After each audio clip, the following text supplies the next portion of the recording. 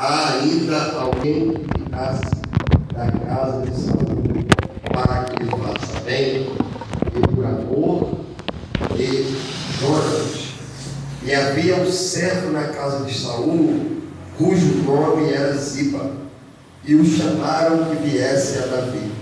E disse: És tu, Ziba? E ele disse: servo teu. E disse o rei: não há ainda algum da casa de Saul para que use com ele de benevolência de Deus?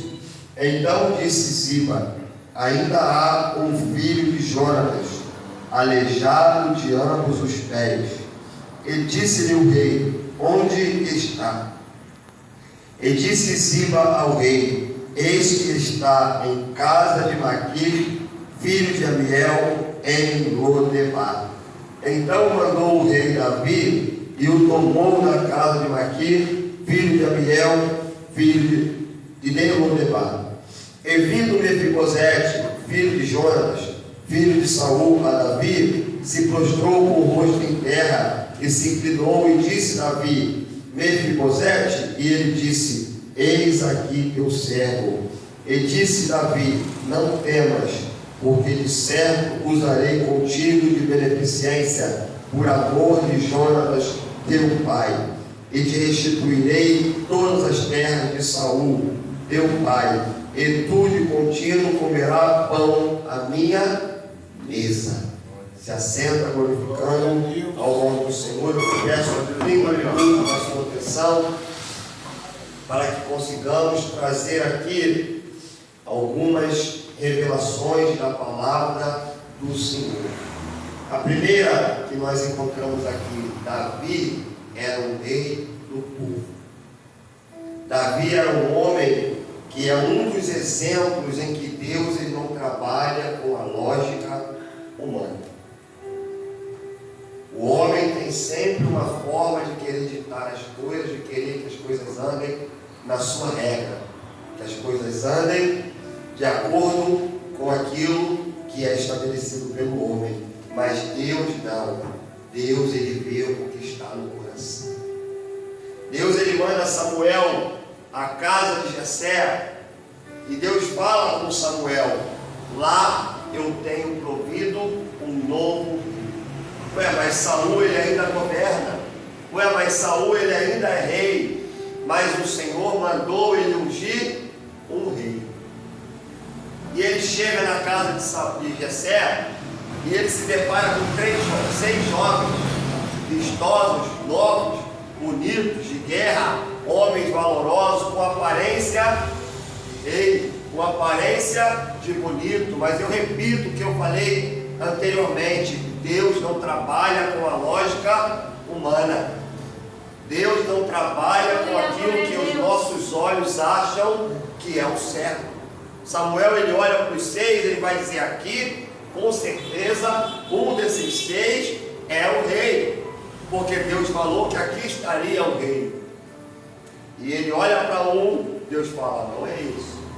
Olha para outro, Deus fala: esse também não.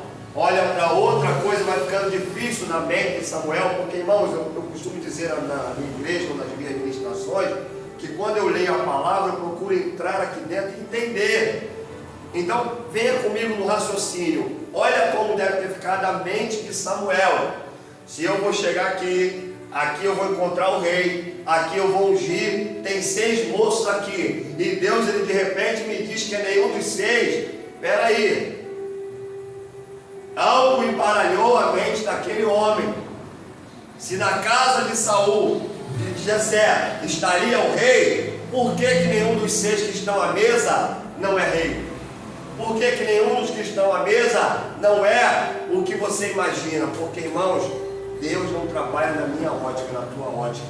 Deus ele não faz da forma com que nós queremos. O mal da maioria das igrejas hoje é que nós queremos trabalhar com a nossa ótica.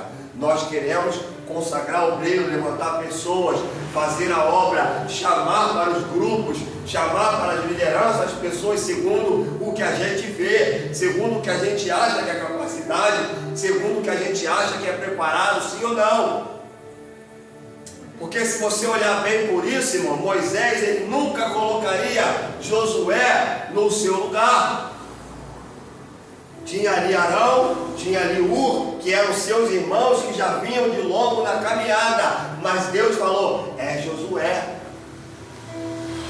Então toda vez que você vai dar ouvido ao Senhor, vai orar e vai buscar, você na maioria das vezes você não vai ouvir o que você quer. Porque Saul, ele reina, mas Deus já tinha rejeitado. Saul, ele governa, mas ele já não estava governando segundo os mandamentos do Senhor. E Samuel, ele vai perguntar para Deus, espera aí, Senhor, se nenhum dos 6 para que o Senhor me manda vir aqui?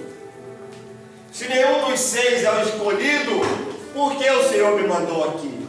E o Senhor vai falar claramente para ele, Samuel, não atente para a aparência, não atente para a estatura, não atente para o que vê os seus olhos, abra os seus olhos espirituais para enxergar aquilo que eu quero para te mostrar. Porque, irmãos, é uma ótica humana. Você vai escolher uma casa para comprar, você vai querer ver a mais bonita, aquela que está mais com aspecto melhor. Eu tenho um amigo que ele comprou um carro que estava muito lindo, todo enfeitado, todo legal. Mas quando ele adquiriu, pagou e levou até o lanterneiro, que era pai dele, irmão, até papelão no assoalho tinha. O assoalho embaixo ali não era ferro, era papelão. O camarada colocou um papelão ali, pintou de preto, parecia ser chão. Por quê? Porque ele olhou a aparência. Por quê? Porque ele olhou aquilo que estava diante dos olhos dele, o carro pintadinho, bonito, todo direitinho, o assoalho estava lindo, pintado, com tapete bonito, tudo legal. Mas ele se deu mal porque foi pela aparência. Ele se deu mal porque ele foi pelos que os olhos dele estavam mandando. Porque o que o Senhor nos manda, irmãos, é a gente orar, é a gente buscar. Moisés, eu busco um sucessor, Senhor. Quem o Senhor tem escolhido? Eu escolhi Josué. Então Josué é quem vai governar. É segundo o que Deus mandou, não é segundo o que eu quero.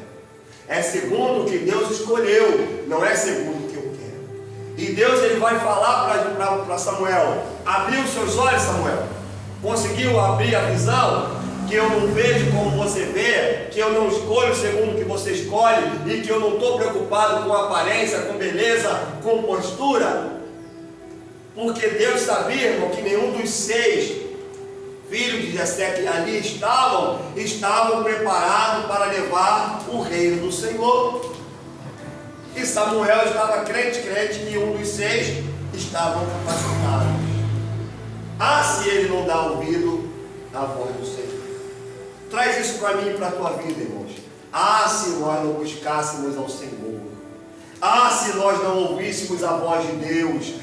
Se nós não buscássemos a direção do Senhor. E se você não tem buscado, passa a buscar agora. E se você não tem procurado Deus, passa a procurar agora nas suas decisões, nas suas influências, aquilo que você faz, aonde você pisa, o que você fala, aquilo que você decide para a tua vida. Pergunta ao Senhor. É verdade. E Deus, ele vai falar assim: eu achei a Davi, meu servo. Davi, ele está lá na malhada, no campo, irmão. Pela lógica humana, nunca Davi seria rei. Repito, nunca. Um homem que está no meio das ovelhas, da malhada, o homem que está no pasto, o homem que era abandonado, ele era preconceituado até dentro da própria casa. Aquele menino, ele tinha que comer separado, aquele menino era filho de outra mãe, aquele menino sofria rejeição até mesmo dentro da sua própria casa. Mas é ele que o Senhor escolheu. Mas é ele quem o Senhor chamou, porque Deus, ele não olha olha aquilo que você fez, aquilo que você deixou de fazer, o que você viveu ou o que você deixou de viver. Deus, Ele está olhando o teu coração e a tua vontade de verdadeiramente ser um verdadeiro adorador, de verdadeiramente fazer a sua obra, de verdadeiramente servir com espírito e em verdade. Chama Davi. Até o próprio pai Jessé deve ter ficado assim: peraí, Samuel está de brincadeira. Davi, ele está lá na malhada. Davi é um filho renegado. Davi, ele é um Zé Ninguém dessa família. Mas Samuel, ele vai falar assim: ó, chama ele. E detalhe, nós não vamos sentar à mesa enquanto ele não chegar. Existe honra de Deus, irmão, para aquele que é chamado. Existe honra de Deus para aquele que honra o nome do Senhor. Existe honra de Deus para aquele que está na presença do Senhor. Ninguém vai sentar à mesa sem que ele chegue. Mas espera aí, até aquele dia nem à mesa ele sentava. Mas a partir daquele dia, ninguém vai sentar sem que ele se assente. E Davi, ele é chamado. Samuel, ele olha para ele e Deus fala: é esse aí. Não tem aparência, não tem estatura, não tem parecimento diante dos homens, não parece rei, mas foi ele que eu escolhi. Nem semblante de rei aquele homem tinha, ele era ruivo. Imagina que deveria estar com a pele toda queimada do sol. Imagina que deveria estar sujo. Imagina que não deveria ter um bom cheiro por estar no meio dos animais. Mas é esse que eu escolhi. E Davi, ele vai fazer o mesmo nesse texto aqui com um homem chamado Mefibosete. Porque Deus, ele tem as suas estratégias. Deus, ele tem a sua forma de abençoar alguém. Vamos falar um pouco sobre Mefibosete? Mefibosete era um menino que ainda criança, ele caiu do colo da sua ama. Mas tudo isso tinha um propósito. Porque se ele não cai, talvez ele não fica vivo. Se ele não cai, talvez ele seria mais um da casa de Saul que seria exterminado.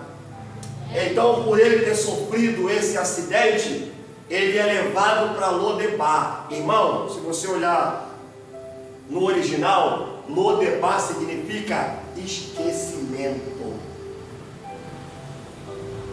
Aquele menino sofre um acidente violento, ao qual o deixa aleijado, ao qual acaba com a sua infância e juventude e a sua praticamente vida normal, acaba com a sua esperança e ainda por cima ele é levado para Lodebar. Olha bem a história daquele menino, como tendia a terminar. Alguém que poderia sofrer preconceito, alguém que poderia ter marcas na vida, alguém que poderia ter uma vida totalmente aquém da sociedade, totalmente amargurado, totalmente desiludido, totalmente desacreditado. Porque, irmão, se você olhar, a depressão hoje é o mal do século. Ela mata obreiros, ela mata pastores, ela mata missionários, ela mata pessoas que estão às vezes dentro da casa do Senhor. Por quê? Porque não estão atentos à fidelidade do Senhor. Porque se você for para Lodebar em algum momento da sua vida, tem que entender que é propósito de Deus. Se você perdeu o seu andar, você precisa entender que é propósito de Deus. Se você perdeu alguma coisa na tua vida, você precisa entender que às vezes é propósito de Deus. Enquanto a gente ficar querendo achar que o Evangelho é só vida boa, que o Evangelho é só coisa boa, que o Evangelho é só sorriso, alegria, como tem um louvor, eu falo muito dele, irmão.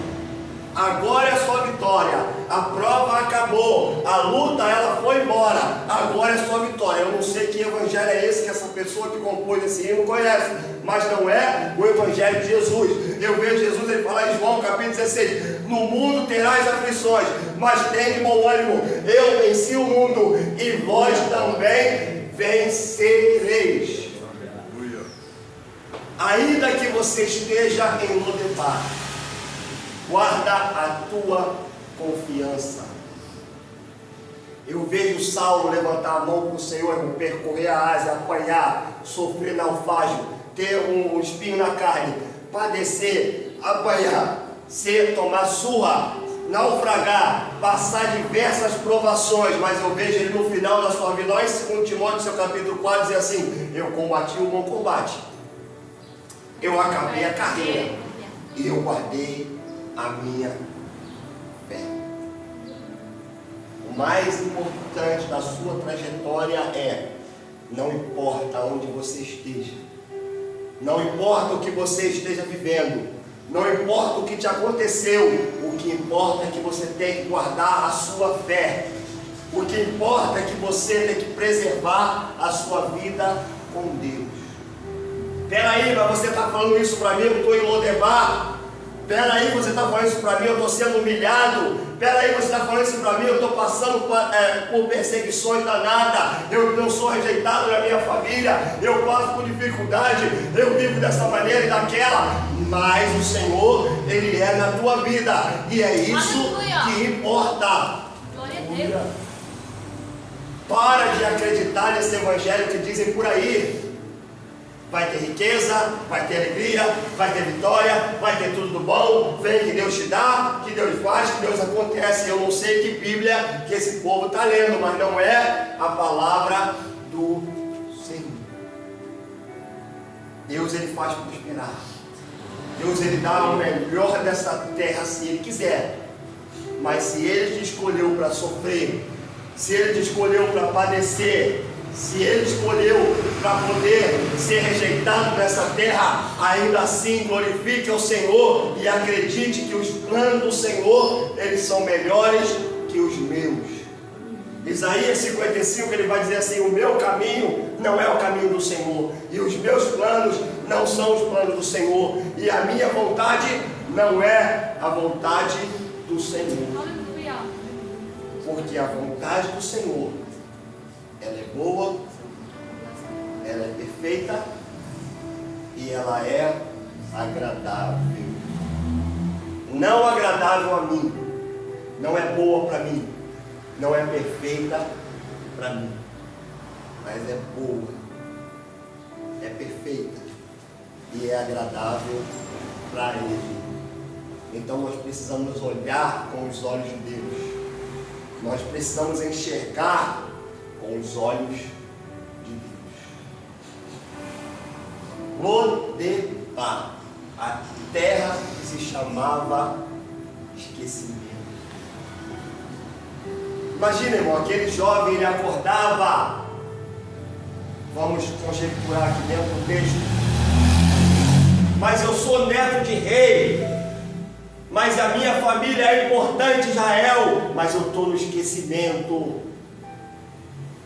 Mas eu tenho muitas riquezas, mas a minha família era poderosa. Ah, mas a minha família era isso, era aquilo, mas hoje eu sou aleijado. Ziba, ele é o tradicional portador de notícia ruim. Ele vai fazer de tudo para Davi desistir. Ele vai fazer de tudo para, como diz o ditado aí, queimar o filme de Mefibosete. Quando Davi pergunta: tem alguém da casa de Saul que eu possa fazer benevolência? Davi não estava perguntando se havia algum problema. Davi não estava perguntando por que o menino podia ou não podia. Davi, ele não estava pedindo para Ziba falar mal daquele jovem. Davi só queria saber se tem alguém. A primeira resposta que Ziba vai dizer é que ele é aleijado. Peraí, meu irmão, mas estão querendo te rotular. Peraí, meu irmão, mas estão querendo te atrapalhar de chegar aonde Deus quer. E às vezes é o teu próprio meio social, às vezes é o teu próprio convívio, às vezes é os teus próprios irmãos. Porque Ziba, ele era o cuidador de Mefibosete. Ele deveria ser o primeiro a incentivar. Não, esse garoto merece. Esse garoto é sofredor. Esse garoto, ele é abandonado. Ele merece sim, Davi, mas ele vai tentar atrapalhar. Ele é aleijado. Olha, Davi, eu acho que esse garoto não é digno de sentar à sua mesa, não. Porque ele é aleijado. Eu não sei quanto a sua vida, o seu ministério, quem é que está te taxando como alguém que é digno de receber a bênção de Deus. Eu não sei se na tua família existe alguém que está te taxando como alguém que é indigno de receber da parte de Deus, mas tem honra de Deus para a tua vida. Você não vai terminar a tua vida em Lodebar. Você não vai terminar a tua vida no esquecimento, porque a Bíblia diz que o justo cairá, mas se levantar. O choro pode durar uma noite, mas a alegria, ela vem pela manhã. Porque fiel é o Senhor. Aonde está ele? Davi pergunta. E Ziba vai de novo tentar atrapalhar. Mas Senhor, ele está na casa de Maquia. Mas Senhor, esse garoto está em Lodebar. Esse garoto é alguém que está perdido. Esse garoto é alguém esquecido. Esse garoto é alguém que ninguém dá nada por ele. E volto a frisar, você que nos acompanha aí, que vai assistir essa palavra, ou está aqui na igreja nessa manhã, não deixa ser levado pelo rótulo que ninguém colocou em você. Procura ver e se preocupar com o que Deus ele pensa por respeito. Procura ver e se preocupar a história e a trajetória que Deus tem para a tua vida. Porque enquanto a gente estiver preocupado com o que os outros vão pensar, a gente vai deixar de alcançar as bênçãos do Senhor. Enquanto a gente estiver preocupado em agradar ao homem, nós vamos deixar de fazer muita coisa boa para Deus. Ah, mas eu estou fazendo essa obra aqui, não vai ninguém. Ah, mas eu estou fazendo esse trabalho aqui, ninguém vê. Ah, mas eu estou realizando essa obra aqui, parece que eu estou em Lodebar, estou esquecido. Davi pergunta com muita educação: aonde ele está? Eu não quero saber se ele é aleijado. Eu não quero saber se ele está em Lodebar esquecido. Eu quero saber que eu quero usar de benevolência com ele. Porque, irmão, quando Deus determina a bênção para você, o inferno não atrapalha. Aleluia. Perdão. Quando Deus determina a vitória para a tua vida, ninguém pode impedir. Eu vou mandar a carruagem real parar na porta dele. Não interessa como ele é, não interessa a forma que ele vive, não interessa o que aconteceu, não interessa que vida que ele vive, a carruagem vai parar na porta dele e todo mundo vai ter que ver que aquele que estava no esquecimento, no anonimato, abandonado, desacreditado pelo homem, hoje vai receber a honra do rei. Aleluia. Oh, glória. Ai, canta lá. Eita Deus, sinto uma graça aqui, porque tem Lodebar sendo quebrado na vida de gente aqui nessa manhã. Tem paradigma do homem sendo quebrado aqui nessa manhã na tua vida. Tem rótulo que colocaram sobre você sendo quebrado aqui, dizer que você não vai vencer, de dizer que você não vai ir para frente, de dizer que a tua vida não tem jeito. Ah, mas aquele parente que está nas drogas continua orando, ele está em Lodebar, mas a carruagem do rei vai alcançar ele pelo poder do nome do Senhor. Aleluia. Glória a Deus. Ah, mas se prostitui, mas usa droga, a carruagem do rei vai passar lá. Oh, aleluia.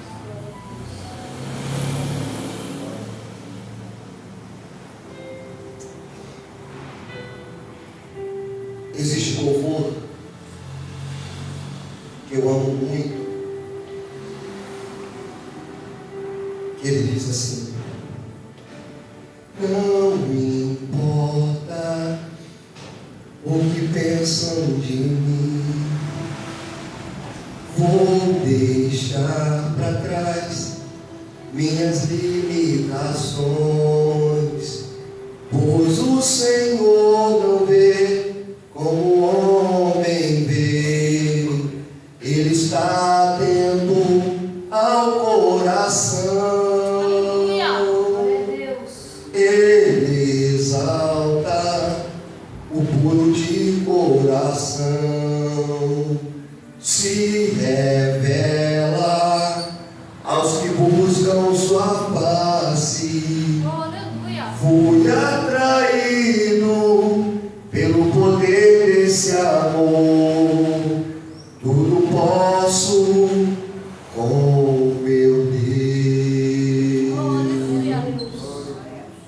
Você Está em Lodebar, mas é propósito. Imagina, irmão, o homem dormiu em Lodebar, mas aquela foi a última noite Oh, aleluia. que ele ia ser humilhado. Se cumpriu nele o Salmo 37, que diz que o choro dura uma noite, mas a alegria vem pela manhã. De manhã cedo a carruagem do rei passou naquela cidade esquecida, abandonada, e ninguém entendeu nada. Mas espera aí, porque o rei estaria num lugar como esse? Porque o rei estaria parando a sua carruagem na porta de um garoto que viveu a vida toda aquém da sociedade, a vida toda abandonado, a vida toda rotulado de um ninguém, alguém que não tinha jeito. Pois o Senhor não vê como o homem vê, Aleluia. Ele está atento ao coração,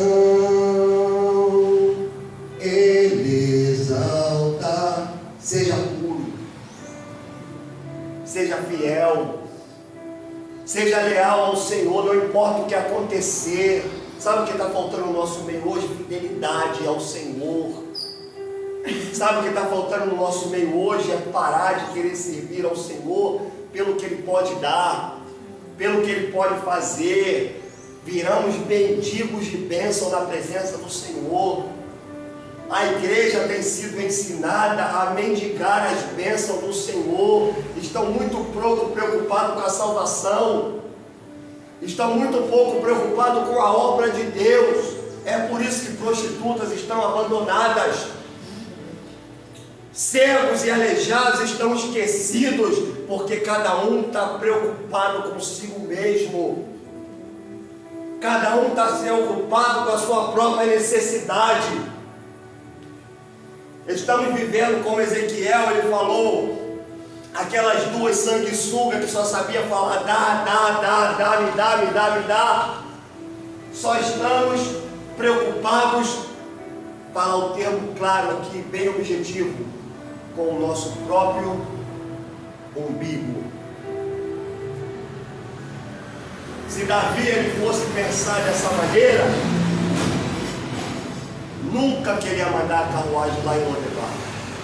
Eu estou no palácio, Deus me exaltou, Deus me deu um rei, uma família maravilhosa. Se ele está aleijado em Lodebar, o problema é dele. Mas ele procurou fazer aquilo que Deus colocou no coração dele. Irmãos, quando a gente é guiado pelo Espírito Santo, a coisa é diferente. Como o nosso irmão Olavo mencionou aqui, você vem por amor, você vem por alegria, Eu estou aqui nessa manhã por satisfação em servir ao Senhor. Eu não estou preocupado com o que Ele vai me dar. Eu não estou preocupado com o que eu vou ganhar aqui. Eu não estou preocupado com o que Ele pode fazer na minha vida. Eu só estou preocupado, sabe com o quê? Que Jesus, Ele já pagou o preço de cruz e me deu salvação. O dia que a minha vida terminar, ou que Jesus voltar, Ele me buscará com os seus anjos na glória, e é isso que me importa. O resto é só acrescento. Essa é a única coisa que me interessa. Eu recebi a salvação e é algo que eu não merecia. Então hoje o meu papel é divulgar essa salvação para outros. A carruagem do rei, ela já parou na minha porta e me trouxe um presente. Sabe qual é o presente que Deus me deu? Salvação, vida, restauração, dignidade, vida com Deus. E isso não tem preço. Isso não tem nada que pague, não tem carro, não tem casa, não tem mansão, não tem conta bancária com bilhões. Nada disso me interessa, porque eu já recebi o maior presente que alguém podia receber, que é a graça de Deus. A carruagem do rei parou na porta de Mefibosete. Peraí, Olavo, mas ele não é humilhado? Peraí, Olavo, mas ele não é aleijado? A partir de hoje você vai sentar na mesa do rei e vai comer pão todos os dias. A partir de hoje Deus vai devolver as suas terras. A partir de hoje você vai passar a ter dignidade. Porque a honra de Deus sempre bate na porta daquele que é fiel. Não importa quanto tempo vai passar, não importa quanto momento vai passar, porque o tempo de Deus não é igual ao meu, não é igual ao seu. Porque a gente recebe uma promessa, a gente quer que aconteça amanhã. Se eu estou procurando um emprego, Deus falou que vai me dar, eu quero que meu telefone toque amanhã. Se eu estou procurando uma porta aberta, um casamento, ou qualquer coisa que for, eu quero que aconteça amanhã. Mas eu não sei esperar o tempo de Deus. Num tempo determinado, a carruagem parou na porta de Mefibosete. Mas foi no dia, mas foi na hora, mas foi no momento que o céu declarou que seria. Até lá, Mefibosete estava esperando. Quão difícil é você ouvir essa palavra. Eu esperei com paciência no Senhor. Muita gente fala que esse salmo é um salmo de espera. Mentira. Você tem que ler a Bíblia direito. Aqui Davi, ele está agradecendo e triunfando por uma vitória que ele já esperou. Se você ler o texto direito, ele vai estar comemorando. Eu esperei com paciência no Senhor, e o Senhor se inclinou para mim, me tirou de um lago de chofre danado de peleja e me trouxe a vitória. Ele está comemorando a vitória, mas falando, deixando bem claro que ele esperou com paciência no Senhor. Para terminar, irmãos, saiba esperar o tempo de Deus. Ah, mas está demorando muito. Se eu for falar aqui o tempo que cada servo do Senhor esperou, você vai ficar abismado.